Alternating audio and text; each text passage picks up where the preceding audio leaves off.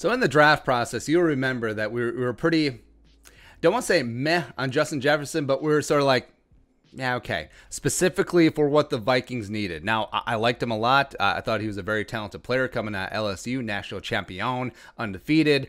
He made Joe Burrow 111 catches, 1,540 yards receiving, 18 touchdowns. That doesn't happen by accident. So on a neutral big board, we love Justin Jefferson. We had him up there. But specifically for what the Vikings were looking for, it was tough. Right, so just an amazing slot receiver playing in that Joe Brady spread offense at LSU. But for the Vikings specifically, I thought that his skill set was a little bit redundant and overlapped too much with Adam Thielen. Again, both amazing slot operators, slot machines, whatever you want to call it. I thought that the Vikings need a bit more of an outside vertical presence. And frankly, I thought at 21, the Eagles were perfect for Jefferson. You know, like him filling in for what Nelson Aguilar was supposed to be, and then him operating with Alshon when he's healthy and Deshaun Jackson when he's healthy on the outside. Sorry, stop laughing. And then I thought that the Vikings would be better suited with a vertical threat like Jalen Reagor, who I really loved out of TCU, who eventually the Eagles took at 21. Vikings obviously took Jefferson at 22, even though Jalen is dinged up at the moment. And then Vikings took him, and then training camp happened. And like, ooh, baby, tune changed fast. So Jefferson playing the X, Y, and the Z on top of the slot. Just an absolute smooth operator. Phenomenal after the catch. Was great at picking apart interior of a defense, sitting down those zones and figuring out where everyone is going and just using rubs and just like, he was great. He was great. And also, frankly, I think that he got overshadowed a little bit by the amazingness of Cameron Dantzler in camp, maybe even Alexander Hollins to a degree, where Jefferson came in, he was a nail driver, and he was absolutely a stud. Like, even though the Vikings broke camp with Thielen, obviously won, BC 2, Jefferson is like, yeah, BC just biding his time. Like Jefferson will be number 2, right? Also, he was much feistier in contested catch spots than his 6'1" and thin frame would suggest. And also, I mean, in camp, we even heard comparisons that is like, looking like a young Chris Carter out there.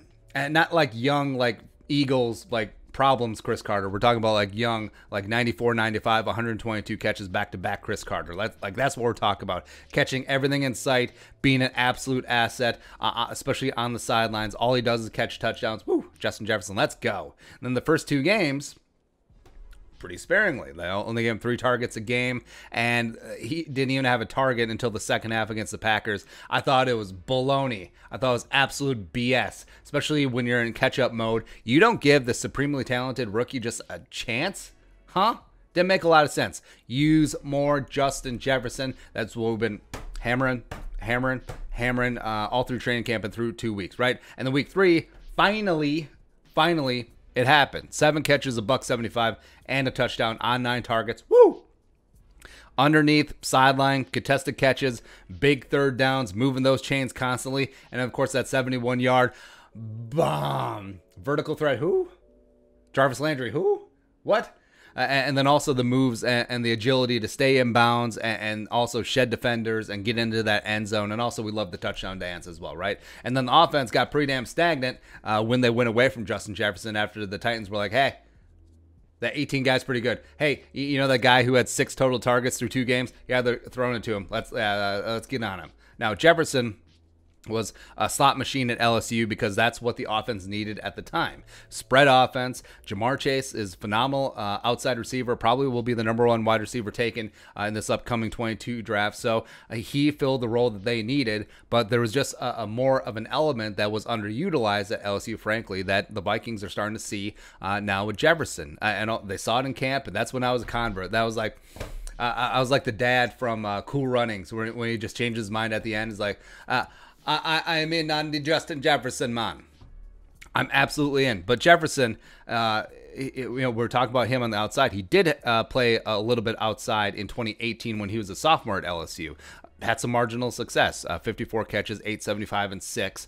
But also factor in, he was a 19-year-old kid who 2 years ago was playing high school football. And also, his new quarterback was this jabroni Ohio State transfer, and you're just playing with him for the first time. Huh?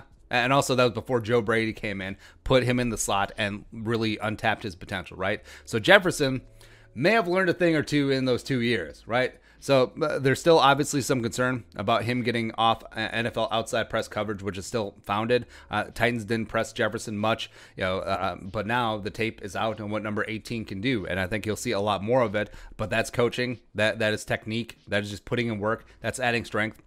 It's doing a lot of things. But also, I mean, everyone was worried about people trying to press Randy Moss, but then if you did that, he would get by you because he was the quickest mofo in the world, as well as world-class speed, and then he would beat you deep, right? I think Jefferson brings an element of that as well, because, I mean, maybe they're wrong. Maybe they're wrong in camp, and this is not a young Chris Carter. Maybe this is a... Ah, man, I can't even say it. It's like saying Macbeth. Is this a young Randy Moss situation, except in a 6'1" package? Don't care.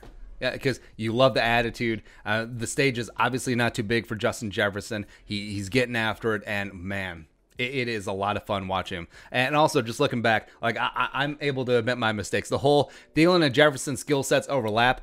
That's some bunch of hooey. Like, what is wrong with having two Adam Thielens? And also, Thielen is taking on a lot more of that ex-receiver Stephon Diggs role from last year, and Jefferson is taking on, well, he's taking on a part of the Diggs role as well. He's taking on a lot of the Adam Thielen role as well. So even though I was wrong in the initial draft assessment, even though I still really like Jefferson on a neutral board, I was 100% right about Jefferson in camp, pleading for the Vikings to feed Jefferson through 2 weeks. So I declare victory.